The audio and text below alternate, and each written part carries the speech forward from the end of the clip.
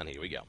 Ladies and gentlemen, I bring you the one and only Mouse Sports Morrow. He is in the blue trunks, and he is playing Zerg now to the southwest versus his opponent, the one and only BratOK from now Imber FXO. He is in the red trunks, and he is playing Terran to the southeast, and you're going to love the fact that we finally see a Morrow ZVT that is not in cross positions. Yeah, finally. And Mr. Anderson's going to be landing in this position with the Overlord. We'll be sending it across directly right. We'll scout out nice and early. Yep. And the things he'll be looking for immediately with that Overlord is, what does he have the gas on the left? If no, does he have the gas on the right? If no, then he'll pull back and realize, alright, he's gone gasless. This either means he's gone 2 racks or he's going to be looking for that fast command center. Yes, indeed. We'll see how BratOK plays here. BratOK is, as I said, unpredictable, which is kind of why I like watching him play. And Morrow plays a really straight-up defensive style, and all of these pieces of early aggression, they get shut down completely. We've seen it. Even with that big 6 Hellion push in combination with the Marines, don't care. He just does not care.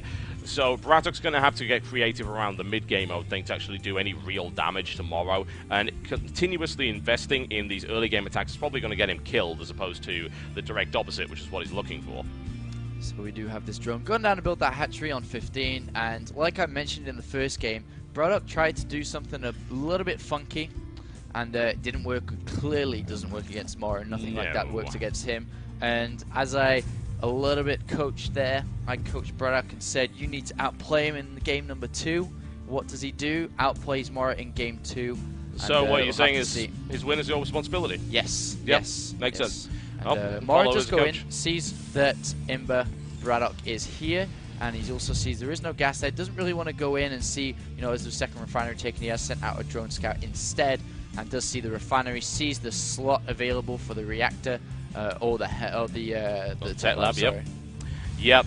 It is a possibility he'll go Reaper fast expand. He's actually going to build 2 Marines, which means that it won't be that quick, and he's actually going directly into the second gas as well. That's interesting. I have to wonder if he'll cancel that. He did show that tomorrow. I thought he simply doesn't care one way or the other. Yeah, so he did care, and Odd TTHUR has left the game at the same time as the refinery left the game, and the refinery was cancelled. And surprisingly, Morrow just doesn't care about that refinery. He's just going to play his normal game. Though, you know, he should have poked in, to be honest, with the Overlord just to see if it was still there or not, and then continued with his build. Yeah, I mean, the only real thing that would indicate to a Zerg player, I imagine, would be a fast Banshee play. So I don't really know what is going through his mind at the moment. Perhaps he already knows it's a cancel, he suspected.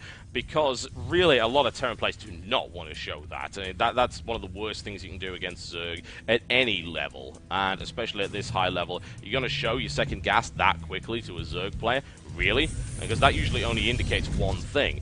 Whatever the case, Morrow is just not remotely concerned at this point. Droning up, getting his 2 queens, starting to saturate this hatchery down the bottom right here. Yeah, Morrow's a smart man. He knows that that was a fake refinery because, first of all, there was a second Marine made. Yep. Why would you go for the second refinery if you're going to leave a gap in the front of the barracks for something to be added on there? He knows it was a fake. It's not affected his game whatsoever.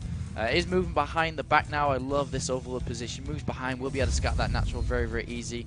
And as we saw Sen play early in the tournament, scouted any early aggression just by having this Overlord checking that mineral field over and over. 2 Hellions are on the way. At the same time, we do have 2 Spine Crawlers ready to intercept anything here. And let's have a look at BratOK. So he's added on 2 more barracks behind this and Stim. I want to place a bet with you, Apollo. How many drones do you think BratOK is going to be able to kill with this early aggression? None, if they all go into the main base. We shall see. There are 2 more Hellions out on the way. I would say a couple, honestly. Not with 2 Spine Crawlers popping. He's not going to be able to get any. 2 Spine Crawlers, a Queen, and a couple of Lings is going to be more than enough to deal with this. Certainly a possibility. He may attempt to do a run by, lose a Hellion in the process if he does that. He is now sitting on 4 Hellions. Is he pumping out any more? He is not. That's as many as he's got for the time being. 6 in total. Ah, yes, you are right. There was another pair coming out right there. Now he stopped building, going for a very Marauder-heavy style. And it looks like he is trying to force roaches, and Morrow actually doesn't care. Well, he's going Marauder Hellion, which is pretty strong against what Morrow's doing here, going for this fast layer, trying to get up to that spire as soon as possible. Yeah. And he's got to be careful. He needs to get some form of scanning information. And I'm looking at Morrow's vision, and the only chance he can scout this is with the Overlord, which is already at orange health, and 2 Marines are preventing it. So right now, we do have a build that is designed to kill Morrow immediately. We know this is Morrow's strengths, but at the same time, BratOK has denied the scanning information. And if we think about the way that BratOK played the last game, he got a macro hatch when he was hiding. This time, stuff's been changed. Yeah, he's throwing some SCVs in that. This is a one-base assassination play specifically designed to kill Morrow and probably nobody else. Now, he is going to be aware of 4 of those Hellions, but not 6. He didn't see the top, and he didn't see the Marauders. That's the critical thing. So, honestly, I think that Morrow's probably feeling really confident against this, and it's about to get a very nasty surprise. There are SCVs with this push as well. Yep. And he can basically use the Queen now to help block this front of the ramp. And use these lings as well if they do come up here. He has got the Spire, so this attack has to go and do damage now. This is really nasty as well. BratOK actually has 10 Hellions in total, which means that these Zerglings are not going to last a nanosecond against this kind of aggression. Here comes massive pressure right here from BratOK. He busts through the Spine Crawler, and there are 2 more coming up, but they will not get up in time. Into the base he goes. That entire drone line could be split. Incinerates the Vanguard, and now the hatchery going down incredibly fast. And honestly, what exactly are you going to do against this? He's going to produce 14 Zerglings, which will last about half a second, and really this could be it. A really well created build designed for one purpose and one purpose alone, to knock Morrow out of this tournament, and that is what is happening right now. That hatchery is going down. BratOK is continuing to push forward, and there is nothing to stop it. He is relying solely on surviving long enough to get mutas, and that is just not going to happen. Drones are being pulled off now. Morrow knows he has to go in now.